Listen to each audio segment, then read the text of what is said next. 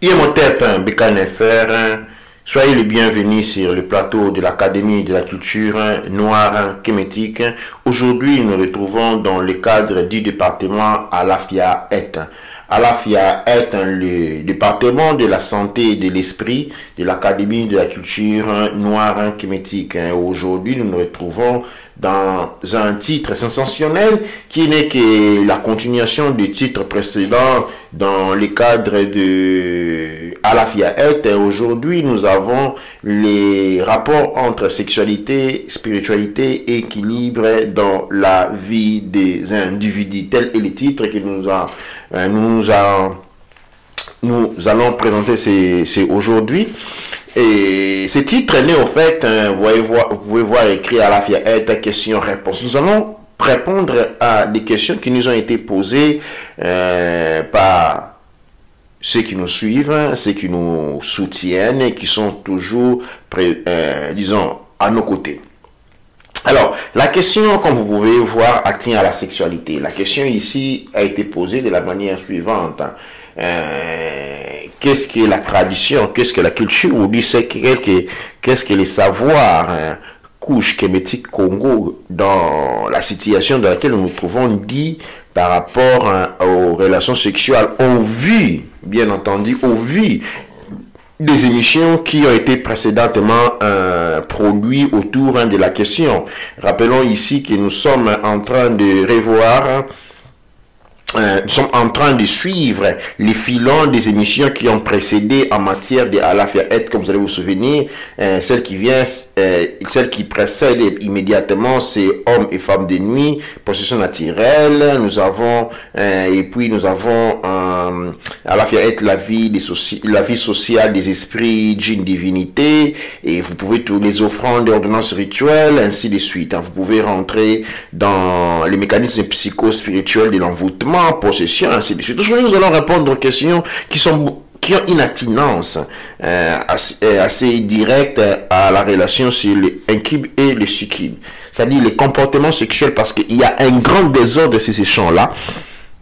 Les traditions kématiques ont été portées atteintes. Nous sommes retrouvés dans un territoire sans règles et pour lesquels nous avons été portés à penser que tout ce que les autres nous apportent est bon et nous devons nous comporter de n'importe quelle manière. Mais en réalité, tout homme conscient, tout homme avec une faculté cognitive assez développée sera d'accord avec moi sur une chose bien précise. Et cette chose ou relation est assez simple. Elle dit ceci: à chacun de nos actions correspond une conséquence. Chaque chose que nous nous mettons à faire comporte des conséquences. Et dans cet ordre-là, il est important savoir reconnaître les conséquences qui peuvent nous entendre, c'est-à-dire avoir une culture poussée sur la nature des actions que nous mettons en acte. Il est important d'avoir une culture poussée sur la nature des actions que nous mettons en acte. Nous sommes des êtres humains, c'est-à-dire des divinités, des consciences divines ayant une expérience sur le plan physique, et notre comportement, notre modèle de comportement, notre perception de soi, notre manière de nous rapporter à ce soi, notre manière de faire agir ce soi est soumis à des règles bien précises. Ces règles bien précises que nous allons essayer d'expliquer en relation aux questions qui nous ont été posées. La question qui a été posée par rapport à cette question est la suivante. Elle est simple, mais elle contient en soi un remède important. Non seulement un remède important sur le point de vue physiologique, mais sur le point de vue de la conception éthique, morale. Parce que l'éthique, la morale ont des implications sur la vie de l'être. La question est par rapport au sexe oral, c'est-à-dire les relations sexuelles orales et les relations sexuelles alternatives, sans pour autant tomber dans la vulgarité, par relations sexuelles alternatives, j'entends les relations sexuelles par sodomisation entre homme-homme et entre hommes et femmes. Les relations orales entre homme-homme, femme-femme et homme-femme. Que dit la tradition? La tradition kémétique nous enseigne que la bouche contient 3 pouvoirs. Le pouvoir de la lumière, qui nous confère d'apporter la lumière dans la vie des autres. Le pouvoir de réciter les paroles de pouvoir. Et le pouvoir de communiquer avec les autres. Ce pouvoir a des caractéristiques scientifiques. Notre corps est divisé en différentes parties. Et chaque partie fonctionne avec des éléments qui sont différents les uns des autres, à selon des parties. Nos parties les plus bas, c'est-à-dire depuis les jambes jusqu'aux organes sexuels, utilisent ce qu'on appelle l'hydrogène 48, un hydrogène très lourd. Ces caractéristiques lourdes de l'hydrogène 48 lui confèrent le pouvoir, l'habilité, les attributs, par exemple celui de la force motrice, lui confère les habilités de protection reliées à l'immunité et beaucoup d'autres éléments que nous pouvons continuer, mais j'aimerais ici que l'on puisse capter l'image. Au niveau de la tête, c'est-à-dire au niveau de la bouche, nous avons affaire à de l'hydrogène 6, très subtil. Cet hydrogène 6 est tellement subtil qu'elle est vue en laboratoire comme de la lumière. En raison de cette connaissance typiquement strictement scientifique, la tradition parle de l'impureté liée, commençons toujours par le sexe oral. Dans la mesure où on va du point de vue de la thermodynamique, de Quinta, on va aller mettre de l'hydrogène 48, on doit aller nourrir, on va aller nourrir, on va aller fonctionner une partie du corps utilisant une énergie très subtile avec de l'énergie grossolène, pas grossolène de l'un terme, grossolène c'est-à-dire de l'énergie lourde. Ce mélange-là, ou cette action-là, aura des conséquences sur le point de vue des 3 pouvoirs. En fait, l'homme ou la femme qui pratique le sexe oral, sa parole perd de pouvoir.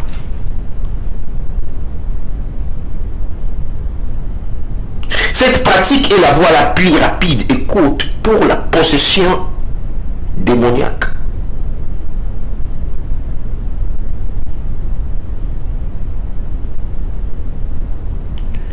En termes religieux, on dit que le sexe oral maudit la bouche. Ta parole perd le pouvoir. Parce que sa fréquence n'est plus au niveau de l'hydrogène 6, mais tombe. Il utilise, imaginez un moteur. Imaginez pour un moment un moteur fonctionnant avec de l'hydrogène, du carburant. Imaginez tout simplement un avion dans lequel on va mettre comme carburant du mazout. Et nous sommes devant la même situation, c'est-à-dire il y a une lecture religieuse de la chose qui cache certaines vérités pour tout simplement permettre une assimilation assez rapide. La vérité qui se cache derrière est complètement scientifique, c'est-à-dire la bouche de ces moments-là fonctionnant avec de l'hydrogène 48 qu'il a absorbé par relation non permis, non indiquée, je dirais. commence à fonctionner avec l'énergie de l'hydrogène 48. Et cela est traduit dans la religiosité par la parole perd le pouvoir. Pourquoi? Parce que la bouche commence à vibrer à une fréquence très faible. Cette bouche-là ne peut plus réciter les paroles de pouvoir parce que les paroles de pouvoir doivent vibrer à la fréquence de l'hydrogène 6. L'hydrogène 6 se trouve au niveau de la couleur bleue. Mais une fois que nous avons introduit une fréquence, c'est-à-dire l'hydrogène 48 vibrant à la fréquence de la couleur rouge, et dans cette bouche-là, c'est pas qu'il y a un interdit, dans le sens que sa parole n'est plus, ses prières, il ne peut plus prononcer les paroles de pouvoir par discrimination, mais plutôt par déroutement de la fonctionnalité acquise.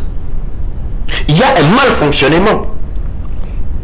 Ce malfonctionnement du point de vue de la mécanique et de la conscience se reverse du point de vue de la vie de tous les jours par une bouche qui n'a plus le pouvoir. Aucun des cas où sortant de cette bouche-là peut avoir du pouvoir. Aucune parole que cette personne dit va être écrite par les autres ou accorder quelque importance que ce soit. La parole a été profanée. Ça, c'est ce qui découle tout de suite de la question par rapport au sexe oral. Il y a une loi de la correspondance, les pratiquants de la spiritualité connaissent ces différentes lois. Il y a les lois de la correspondance. La loi de la correspondance, les lois de l'équilibre, les lois du poids, les lois du sexe s'appliquent aussi dans le camp sexuel. C'est ainsi que la bouche a un pH, par exemple, en termes de fréquence. Le pH de la bouche est différent du pH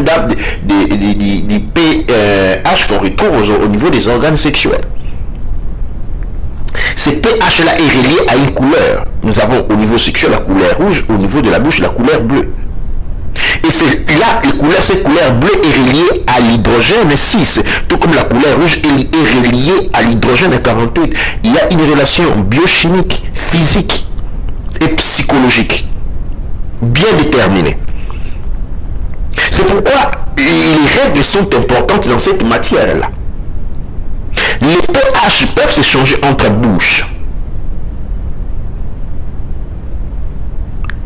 par polarité opposée. Je répète, les pH peuvent être changés par bouche, mais par polarité opposée. Qu'est-ce que je veux dire par polarité opposée? Par polarité opposée, qui dit qu'il y a une région, pourquoi dans la thermodynamique et dans le magnétisme, les signes de même, les signes de même souche se repoussent.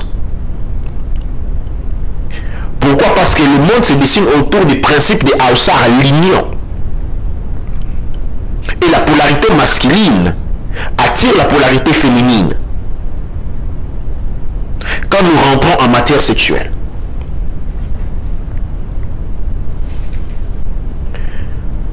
Nous allons introduire la même question, poser la même question en matière de, quand nous parlons par exemple des sexes alternatifs. Les sexes alternatifs, on a parlé ici d'un premier point qui est la sodomisation. La sodomisation qui peut être faite qui est pratiquée malheureusement entre hommes et hommes, entre hommes et femmes, et ainsi de suite.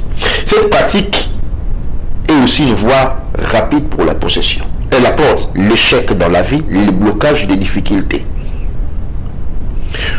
Toute forme de dépravation porte à des malédictions.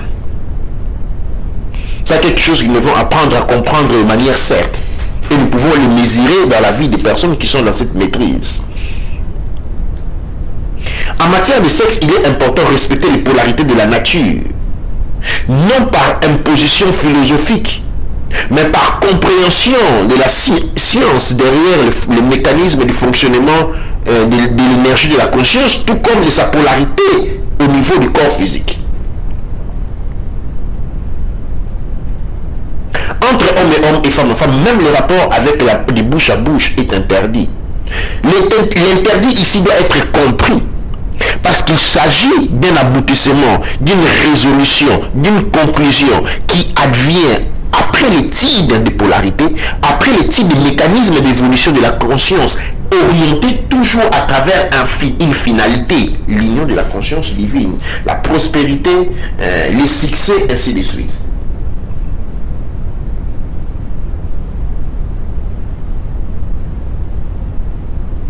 Le Créateur a créé des lois qui gèrent la création.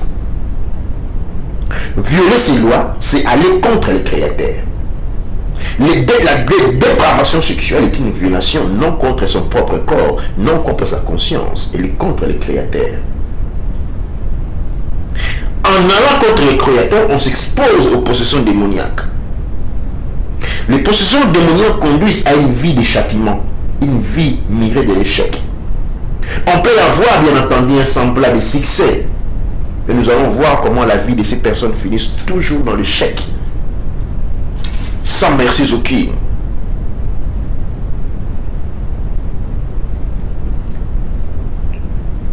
Rentrons un peu au niveau du sexe oral. Nous avons signalé qu'avec cette pratique, la parole perd la puissance divine. L'obscurité va habiter cette bouche. Et cette bouche sera désormais au service du mal supérieur. Ceux qui sont dans ce genre de pratiques, ce n'est pas la grandeur qui leur appelle, qui leur attend. Parce qu'ils sont habités par une énergie obscure, qu'ils finiront par être complètement absorbés, complètement consommés par cette énergie qui les habite.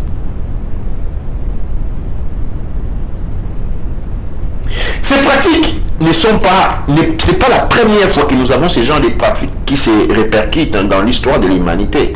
L'histoire de l'humanité est une histoire énorme. Et nous sommes aussi ici évoqués les dernières 5000 ans, qui font plus ou moins de l'histoire moderne auquel nous rapportons, auquel nous mesurons. Et nous avons dans plusieurs cultures, nous avons connu cette pratique des déviations sexuelles. Eh bien, toutes les cultures qui ont été frappées, caractérisées par cet élément, ont connu une fin.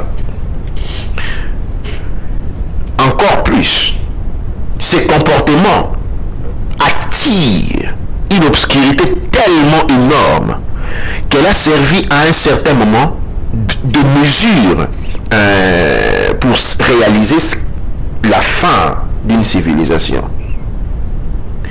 Dans certaines études, en fait, la manifestation de la dépravation sexuelle depuis les sexes oraux à la sodomisation et à l'homosexualité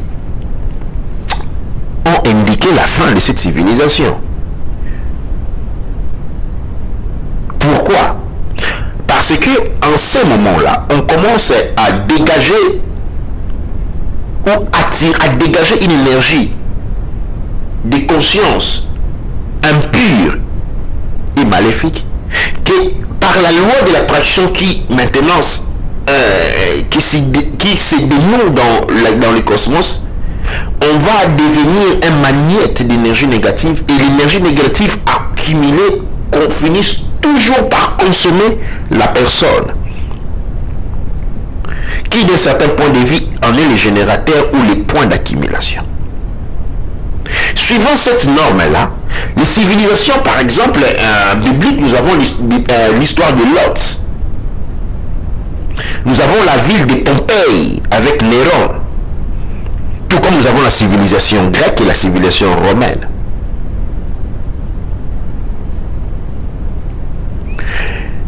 Qui